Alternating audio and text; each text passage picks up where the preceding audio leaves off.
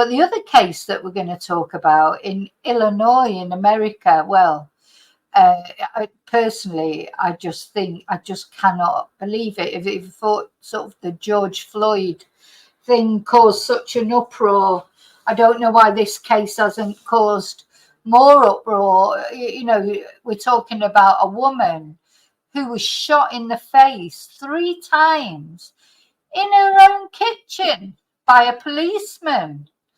So a woman who rang the police because she thought there was an intruder. She thought she'd heard an intruder. And when they went into the house, she had a pot of water boiling on the stove that they told her to take the water off the stove. And then one of the policemen thought that she was going to throw this water at him. And he shot her 3 times in the face and killed her, of course, in her own kitchen. So we're going to look at that. So to me, that one, I don't think there's any, well, I don't know how that guy's going to defend himself. I have no idea.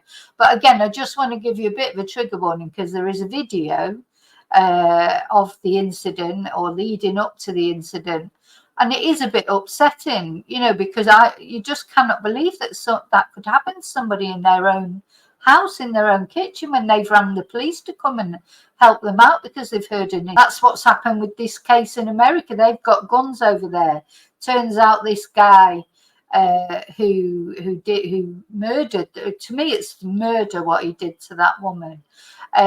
He had I think 2 convictions for drunken driving, etc., you know, so which apparently in Illinois, because of course all the states are different, aren't they? They have different rules in America, but apparently in Illinois having charges for drinking and driving against you doesn't preclude you from being a law enforcement officer.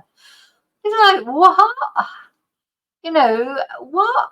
I mean, look, we're all human and we've all done things, but a law enforcement officer, 30 years old, he's got 2 indictments for driving under the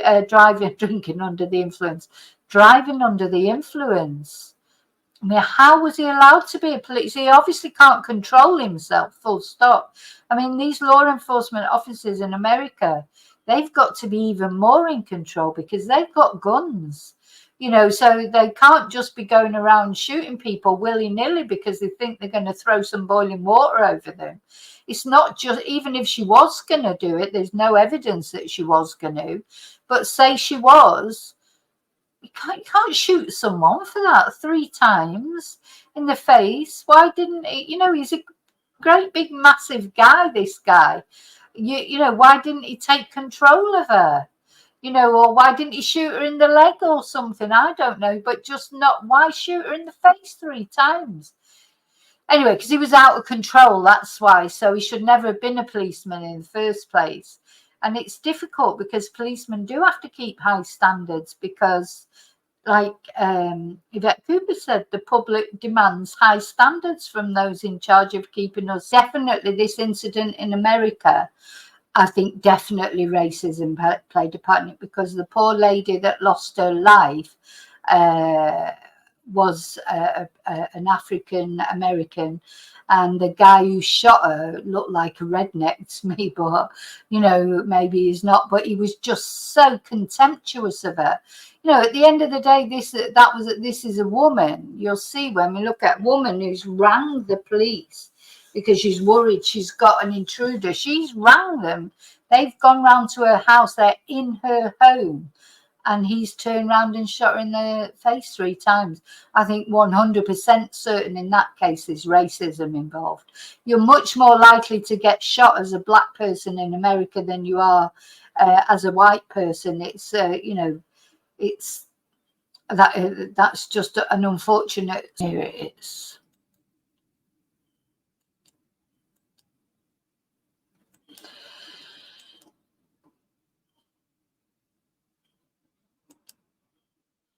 So it's assessing the deadly police shooting of Sonya Massey. So this lady, she was called Sonya Massey course, you can imagine her family are absolutely heartbroken that she's got children, you know, a son, etc. I mean, so she, let's have a look. So a former sheriff's deputy charged with murder in the fatal shooting of Sonya Massey inside her home. I think it's the fact that it's inside her home as well. That I might cry during this, because if you're not safe in your own home, with the police being there, you know, you'd expect to be safe, wouldn't you, in your own home with the police there? So she'd called 911 to report a possible prowler. And it turns out that this sheriff's deputy who shot her, he's worked for 6 different law enforcement agencies since 2020. So he's gone from law enforcement agency to law enforcement agency.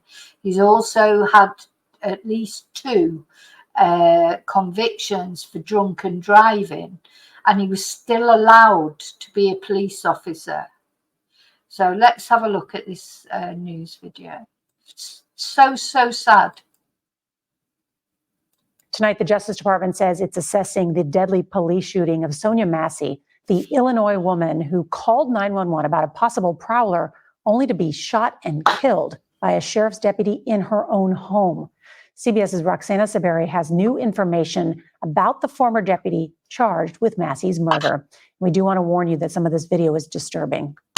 It's one of the worst police shooting videos ever. State records obtained by CBS News show Sean Grayson, a 30-year-old former private first class in the Army. Show Sean Grayson. Oh, so he was in the Army. Look at the size of him. He's like a man mountain. Ever. State records obtained. So this is him. So he was frightened of this woman. He was scared she was going to throw hot water over him. Apparently, that's why he shot her. Used to be in the Army. Look, he's built like a brick shithouse. But, you know, he was terrified of this woman. Just honestly foul, man. I hope he's in prison at the moment. By CBS News show Sean Grayson, a 30-year-old former private first class in the Army, worked for 5 different law enforcement agencies in just under 3 years before being hired by the Sangamon County Sheriff's Office last year. CBS News has also learned Grayson was charged twice with driving under the influence of alcohol in 2015. He's got 2 mugshots there. I mean, come on. What? How was he allowed to be a law enforcement officer? How was he allowed to do that? In 2016, he pleaded guilty both times. Ben Crump is an attorney for Massey's family. Why was he even hired by the sheriff's department? A DUI conviction is not a disqualification from law enforcement in Illinois. Today, some of Massey's family members accuse the sheriff's office of trying to initially cover up what happened. Now, Massey's father is demanding Sheriff Jack Campbell resign. I think it's a culture to treat this family this bad. If it were not for that camera footage, they'd have lied their way right out of this. So he needs to resign. What took you so long to answer the door? This comes a day after the release of body camera video revealed. Yeah, he's annoyed with her as soon as, because she takes a little while to come to the door. So she said, oh, she was putting some clothes on, but he's already peed off. He may have had a drink. You know, do they not breathalyze these people? I mean, they should be breathalyzed, especially if he's already got 2 convictions for drinking and driving. You know, these police should be breathalyzed as they go out on duty, I think. I wonder if he'd had a drink. Feeling the moments just before Grayson shot Massey in the face. Oh, I rebuke you in the name of Jesus. I rebuke you in the name of Jesus. God, I swear to God, I'll traitor. Look, so she said something strange. She said, I rebuke you in the name of Jesus, which I'm not sure why she said that. And he's just turned around to her and said, you better fucking not. I swear to God, I'll fucking shoot you right in your fucking face. He's in her home where she phoned the police because she thought she heard a prowler. And this is his attitude. So that's what he says to her. And I can feel myself getting upset because this guy, just horrible. He's a policeman. You know, you are supposed to be able to trust the police. You know, and I know at the end of the day, people in the police, they're human beings like everybody else, and they're not all saints. But for God's sake, so he's going for his gun as he's saying that. I think he's drunk, personally. I think he's or on something. Face. Okay, I'm sorry. He gets the gun out, points it at her. Look how powerful I am. Look how powerful I am. I've got a gun. So she goes, oh, okay. I'm sorry. She says. That's her last words to the man that murders her. You only watched a little bit of the video. You had to stop. Yeah, I can't finish it. Massey's 17-year-old son, Malachi, and her mother, Donna, say they're still in shock. This can't be real. I don't know how this could be real. I'm sorry. In an email to CBS News, Sheriff Campbell said he will not be resigning. Grayson has been fired from the sheriff's office. He's being held in jail without bond and has pleaded not guilty to the... Not guilty. Whatever. So at least he's been arrested and he's been held without bond. But the sheriff of the department, like, they're calling for his resignation because this guy should never have been a police officer in the first place. And of course they're saying that it would have just got covered up. Luckily there was video coverage of it, even though it's so upsetting. So that poor woman's last words were, I'm sorry, and then he shot her in the face 3 times. The murder charges. Nora? Thinking of her family, Roxana Saberi. Justice Department says it's assessing the deadly police shooting of Sonya Massey, the Illinois woman who called 911 about a possible prowler only to be shot and killed by a sheriff's deputy in her own home. CBS's Roxana Saberi has new information about the former deputy charged with Massey's murder. We do want to warn you that some of this video is disturbing. It's one of the worst police shooting videos ever. State records obtained by CBS News show Sean Grayson, a 30-year-old former private first class in the Army, worked for 5 different law enforcement agencies in... Well, I'll tell you what, I hope they give him a hard time in prison. He will get a hard time, I think. You know, he'll get a hard time for being a policeman, for a start, for shooting a black woman like that. And, you know, if there's other black people in the prison, they're going to, you know, not going to be very happy with him, are they? I'm surprised there's not riots over this. Honest to God, just would he have done that to a blonde white woman? Would he? No. Just under 3 years before being hired by the Sangamon County Sheriff's Office last year. CBS News has also learned Grayson was charged twice with driving under the influence of alcohol in 2015 and 2016. He pleaded guilty both times. Ben Crump is an attorney for Massey's family. Why was he even hired by the sheriff's department? A DUI conviction is not a disqualification from law enforcement in Illinois. Today, some of Massey's family members accuse the sheriff's office of trying to initially cover up what happened.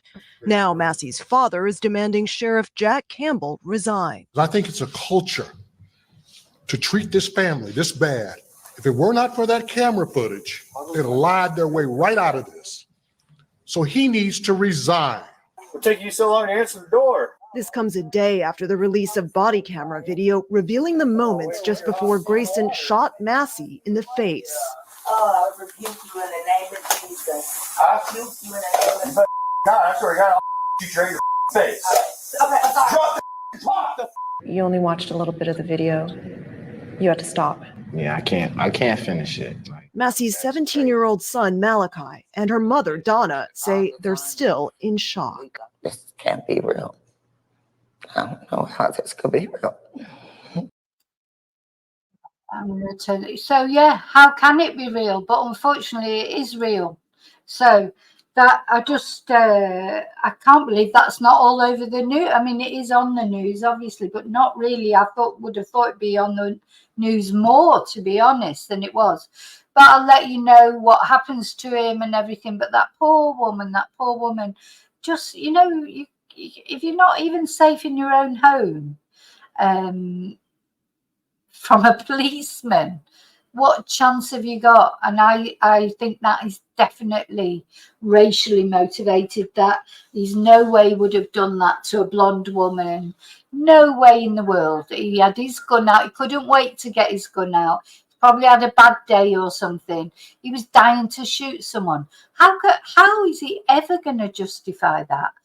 You're in someone's kitchen and you get out your gun and shoot them 3 times in the face. God, we thought it was bad with the kicking in the face and the stamping on the head. That's bad enough at Manchester Airport. And then you look at that and you think, bloody hell, that's like a million times worse. But he'll get his comeuppance in prison. He definitely will. And I hope he gets charged with murder. Like the guy if the guy who killed George Floyd got murder for not, to as much as it's horrible what he did, but I think you could say he was not intending to kill him. He killed him and it was wrong what he did. But I think this guy, he was intended. You don't shoot someone in the face 3 times and not expect to kill him. So if that's not murder, I don't know what is. So that's what he should be tried for, and he should never come out of prison, to be honest, in my opinion. Anyway, there you go. I wanted to have a rant about that. So that's 2 incidents, and I like the police. I'm not a police hater. I'm not a police basher. I think the police have got a difficult job, whatever country they're in, and sometimes I think in America it must be difficult because everybody's got a gun, or can have a gun. You don't know if someone's going to come at you with a gun or whatever, do you? So it must be especially difficult. I've watched some of these police videos before and they're so jumpy, a lot of it, because they're not sure if someone's just going to, bring out a weapon and shoot you and that's it, night, So I think it is a difficult job. But then when you see people like that doing that, just so cold-bloodedly murdering that woman, really, to me, that's exactly what he did. You just think, well, no wonder the police get bad name, isn't it?